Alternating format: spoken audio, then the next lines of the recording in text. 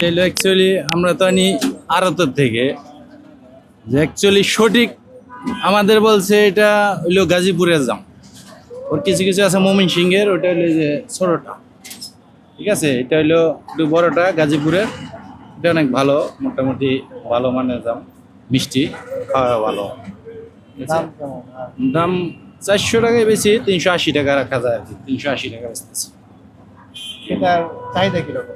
চাহিদা মোটামুটি আছে, মানে জিজ্ঞেস করে সবাই, দামটা একটু বেশি দেখা মানে কেনে কম, ঠিক আছে। কেউ কেউ আধা কেজি 250 গ্রাম এরকম নেয়, কম চলে আর কি, মোটামুটি চলে। তবে এমনি চাহিদা সবাই দেখলে জিজ্ঞেস করে যে দাম কত, দাম কত এরকম। আমরা থাকি কয়দিন?